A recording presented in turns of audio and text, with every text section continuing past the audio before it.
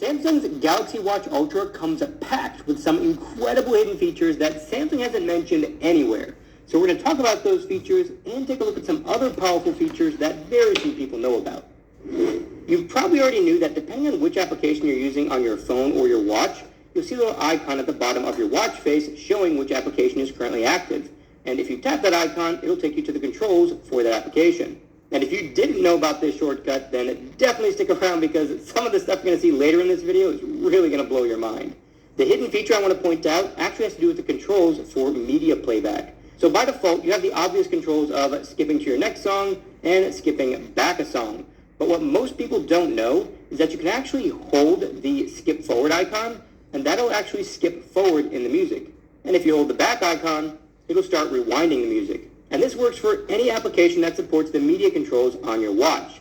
So here we are in the YouTube application, and by default, you can just tap to go back 10 seconds, or you can hold the skip forward button to skip forward 10 seconds at a time. And if we switch back to the music controls and swipe up, you'll be able to see all the music in your current playlist and skip to a specific song. And instead of tapping this speaker icon, then rotating across your digital bezel in order to increase or decrease volume, you can actually just directly rotate across the bezel right from the control screen. Jumping back out to the watch face, if you have a bunch of activities going at the same time and you tap one of these shortcuts, it'll actually show you all of the active activities, and you can tap one of them to jump back into that specific activity. And if you want to know why a little pinch icon appeared right in the center, stick around because I'll be getting to that a bit later. For a long time, Samsung's phones have supported something called wireless power share, which has allowed their Galaxy watches to charge on the back of their phones. But this year, Samsung changed that with the Galaxy Watch Ultra, and that no longer works. Even if I take the watch bands off and hold it right in the perfect spot, I still get this message that says the charger isn't compatible with your watch. But that doesn't mean you can no longer use your Samsung phones to charge your Galaxy Watch Ultra. You just have to do it a bit differently now. So the new way to charge the Watch Ultra from your phone is to simply grab the charging puck that came with your Watch Ultra and plug it into the USB-C port on your phone, then put the puck on the back of the watch, and you'll be able to charge your watch directly from the phone. This obviously isn't as convenient as putting it directly on the back of the phone, but at least you don't need to bring a separate charging brick for the watch. And you can even wirelessly charge your phone while you're charging your Galaxy Watch through the USB-C port. The next thing we're going to do is unlock a hidden menu. To do this, pull your quick toggles down and tap the settings gear. Then you're going to scroll all the way down and tap About Watch. Then tap Software Information. Then tap the software version 5 times. And you'll unlock the hidden developer options. Now just back out of here twice and scroll below About Watch and you'll see the new menu. And when you tap this, you'll be given some really cool options. If you scroll about halfway down, you'll see these animation scale options. And this allows you to speed up the animations on your watch. So if I completely disable the animations on all 3 of these, then navigate around on my watch, you'll see that everything happens almost instantly without any animations. Now let's take a look at an equally hidden diagnostics menu on the Galaxy Watch Ultra. To get to this, you first have to have the Samsung Members app installed on your phone. Once it's installed, go ahead and open it, then go to the Support tab, then tap the Galaxy Watch Ultra. And here you get a bunch of diagnostic tests. So if you want to test the touchscreen on the watch, just tap touchscreen, and that'll bring up the touchscreen diagnostics on the watch. So if you ever feel like something's not working quite right on your Watch Ultra, just run through this diagnostics menu and it'll help you figure it out. Some of Samsung's built-in watch faces have a hidden night mode that you access by customizing the watch face and swiping over it until you see this night mode option. You can then swipe up or down to either have it always on or have it enable automatically depending on how dark it is. So if I set it to auto and back out of here, then I shut my lights off, you'll see that night mode automatically enables, making the watch a lot easier to read in a dark environment. And if I turn the lights back on, you'll see it go back to the regular mode. If you have a lot of tiles and you want to get through them faster, you can actually just swipe harder and you'll skip multiple tiles. Or you can obviously just use a digital bezel to get through it quickly too. This next feature is crazy. If you swipe up to go to your applications, and then you go to the Play Store application, then tap the search icon, and search for the word thermometer. And yes, the keyboard does support swipe gestures, in case you didn't know. Anyways, once you have thermometer typed in there, tap the search icon, and you'll see this option here called ThermoCheck 365D. Go ahead and install this, and when you open it, you'll be able to use your Galaxy Watch Ultra to measure the temperature of anything. First, just select whether you're measuring the temperature of water or something else. Then you can choose to take a single measurement or take multiple measurements. From here, just choose the type of material you're going to be measuring. Then it tells you to take off your watch. And if you swipe over, it'll tell you that you need to keep the watch within 2 centimeters of the object, which is a little less than an inch. And we'll swipe over one more time and tap check, then tap check again, and after 5 seconds, it'll take its first measurement. And every time this little meter goes around, it'll take a new measurement. And here's the temperature reading of a cup of ice water, and then the temperature of my skin. If you want to use your watch with gloves on, you can just forget about it because most gloves are way too thick to interact with the watch. But if you hold both the home and back button for a couple seconds, then scroll down a bit, you'll see this touch sensitivity option. And if I enable this and put my glove back on, you'll see that I can now interact with the watch incredibly easily, even with a thick glove on. And if you want a different way to enable touch sensitivity, just pull down your quick toggles and keep swiping across until you see this icon here. And if you tap that, that's another way to enable touch sensitivity. But what if instead of wearing gloves, you just had something in your hand that you couldn't put down, but you wanted to interact with your watch? Well, that's what universal gestures are for. These are gestures that allow you to do a bunch of different things just by making different motions with your hands.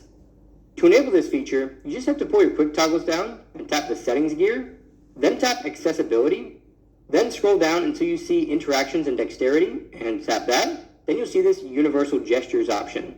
Once this is enabled, you'll be able to make a fist twice to bring up the universal gestures.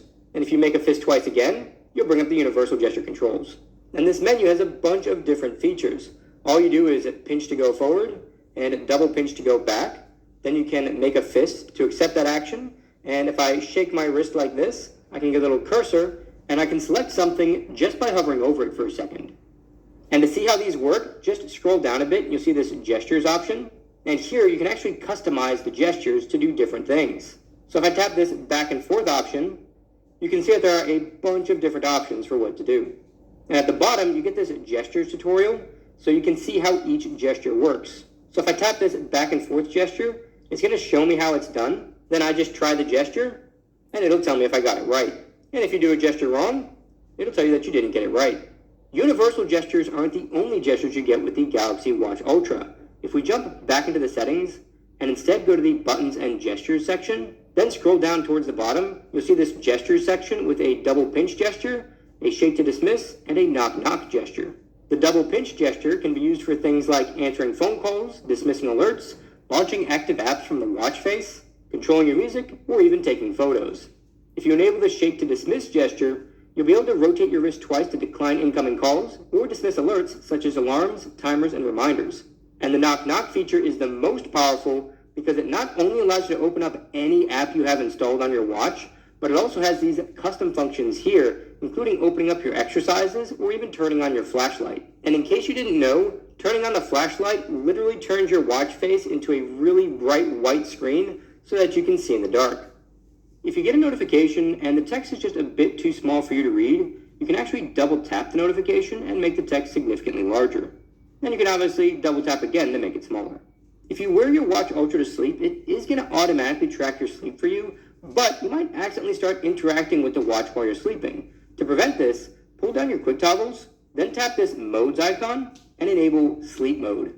This is going to shut your screen off and make it so you can't interact with the touch screen. And not even the wake up gesture will work with this mode on. The only way to interact with the watch now would be to press one of the buttons. Then you'd also have to tap this turn off option to either turn off sleep mode, or you can swipe across it to get back to your watch and quickly check something, or press the home button again to get back to the watch face. Then when you're ready to go back to sleep, just put your palm on the screen to turn it back off. This next feature is excellent for both those of you who have great eyesight and those of you who don't have the best eyesight. Go ahead and pull your quick toggles down and go to the settings. Then scroll down to accessibility and tap that. Then tap vision enhancements. Then scroll to the bottom and tap font size. Then you can either increase or decrease the font size depending on how good your eyes are. So if you have excellent eyesight, you can reduce the font size all the way down so you can fit way more information on the screen at a time. Or if you have trouble seeing, you can boost this all the way up to make your watch a lot more readable. If you jump into settings, then scroll down to advanced features, you'll see an option at the top called disconnection alerts. And you can change this to a full screen alert with sound and vibration. So anytime your watch disconnects from your phone, you'll get an alert like this. And when you dismiss the alert, you get the option to try to find your phone. And this works even if Bluetooth is disabled on your phone. And you even get this option to not get alerts at home. So if you just leave your phone on a counter somewhere and you're often walking in and out of your house and you don't want to continually be reminded that you don't have your phone next to you, then this is a good setting to turn on. You probably already knew that if you swipe up on your clock face, then long press on an application, you can drag it to another position. But what you might not have known is that you could also long press on an application and drag it on top of a second application to create folders. And if you tap this icon on the side, you can change the color of that folder. And if you tap folder name at the top, you can create a custom name. And this plus icon lets you see all of your applications, and you can tap them to add them to the folder. And if I back out of here and go back to my applications, you'll see the folder right there. And if you ever want to take an application out of the folder, just tap the folder, long press the application, and drag it out of the folder. If you often use multiple timers for cooking, you can set your first timer, then just swipe to the right, then set a new timer either based off of your presets, or you can set one manually. And when you have multiple timers set, you can just swipe through them to see how much time is left on each timer. And you'll also get a shortcut to those timers at the bottom of your watch face, and that'll show all the timers in this little list. And if you want to set a new timer from here, just swipe down, and you can set a new timer. This next feature is so hidden that I just spent the last 10 or 15 minutes looking for it, even though I knew exactly what I was looking for because I've already used it before. So, this next feature is not in the Samsung Health application or in the Galaxy Wearable application that comes installed on your phone when you first pair your Galaxy Watch to a Samsung device. Instead, it is in the Samsung Health Monitor application. And the first time you open this application, it'll prompt you to install the Samsung Health Monitor on your phone. And once that's done, you'll see this new option here called sleep apnea. And this is an incredible feature because most people who have sleep apnea don't even know it. So this is an excellent way to check to see if you might have sleep apnea. Then you can talk to your doctor about it if the results suggest that you do have sleep apnea. And one very important thing to point out is that you shouldn't try using this feature if you're pregnant or have temporary symptoms that impair your breathing, like these symptoms listed here. And the reason for that is that it may give you a false positive, suggesting that you might have sleep apnea, and that might get you all concerned for no reason at all. So once the Samsung Health Monitor app is installed on your phone, just keep going through the setup process here on your watch, then enable the sleep apnea feature. This will give you some suggestions on how to get the best results, and when you tap OK, it'll start tracking sleep apnea for 2 nights. And once you have 2 nights worth of results, it'll tell you if it thinks you have sleep apnea or not. And you can see those results in the Samsung Health Monitor application in the View History tab. And while we're talking about these advanced health monitoring features, I should also point out that you can still do an ECG with this watch. Now, this is something that's been around for a while, but I do think it's still worth pointing out. And this feature was actually really handy for me because I do occasionally get a skipped beat followed by a double beat, and this was able to help me capture that and show it to my doctor. Apparently it's pretty common and not a problem at all, but this was certainly helpful in figuring that out. That said, this is not specifically checking for that condition, I just happened to notice it. What this is checking for is signs of atrial fibrillation, which is an entirely different condition than what I have. So don't expect this to alert you of double beats or skipped beats unless you're personally looking through the charts and checking for them. And one more extremely important thing to point out is that this does not check for a heart attack. So if you think you may be having a heart attack, don't try to do any measurements with this. Instead, just call 911 or get to a hospital immediately. You've probably seen a bunch of videos where people suggest replacing the Bixby shortcut with the Google Assistant shortcut on any Galaxy Watch. And while that is pretty useful, it's far more useful to instead use both at the same time instead of just one of them. To do that, you first have to swipe up and go down to the bottom of your applications and tap the Google Assistant application. The first time you tap this, it'll take you through the setup process so you can actually use Google Assistant with one of these buttons. And once that's set up, swipe down from the top to get your quick toggles, tap the settings gear, then go to buttons and gestures, then scroll down to the home button option, and select the press and hold option, and change that from Bixby to Google Assistant. Now by default, the double press button just takes you to your most recent application. But the default action for the back button is to show all of your recent applications, which is another really easy way to get back into the app. So instead, you should change this double press action to Bixby. Now, if I press and hold the button, I can talk to Google, and if I double press the button, I can talk to Bixby. The reason this is so important is that Bixby and Google are both extremely powerful for completely different reasons. Google's going to be better for things like setting reminders, searching for things, asking general questions like unit conversions or the weather, or maybe even finding a restaurant nearby. But Bixby is useful for watch-specific commands. Let me give you a quick example. If I try to use Google Assistant and say, start a circuit training exercise. Sorry, you don't have any apps installed that support this action. So it says you can't do it. But if I use Bixby, start a circuit training exercise. It immediately jumps into a circuit training exercise. So now you can use Bixby for any watch-specific things you want to do and Google Assistant for everything else. If you want access to both Bixby and Google Assistant, but you want to use the home button for other functions because there are a lot of different things you can do with this home button, you can instead enable voice commands for both Bixby and Google Assistant. To do this, back out of this menu and scroll down to the Advanced Features menu, then scroll to the bottom of that menu and tap Bixby, then scroll to the bottom of here and tap Settings, then enable the Voice Wake Up option. And if you tap the Voice Wake Up text, you'll see this other option here called Wake Up Phrase. And if you tap this, you'll be able to shorten the phrase if you prefer. To enable Voice Wake Up for Google Assistant, just tap Google directly above Advanced Features, then Assistant, then this will open up a menu on your phone to enable the feature. But keep in mind, using Voice Wake Up for either of these assistants is going to increase the battery consumption on your watch. If you want your Watch Ultra to feel more like a traditional watch, you can download some more realistic looking watch faces from the Play Store, like maybe one of these 4 watch faces, and I'll have links in the description to each of these if you're interested. Or you could use one of Samsung's official analog watch faces, swipe it down to see all your quick toggles, and tap the settings icon, then go to sounds and vibrations, and scroll all the way to the bottom, then back up to system sounds, and you'll see this ticking option here. This will add a slight ticking sound to the second hand, adding a bit to the realism. You probably already know that when you swipe down, you get your quick toggles, and if you swipe all the way to the end, you can add some more or long press them and rearrange them. But what you might not have known is that you could long press the toggles and jump right into the settings related to that toggle. And I also want to point out that you can access those quick toggles from any page as long as you swipe down from the top edge.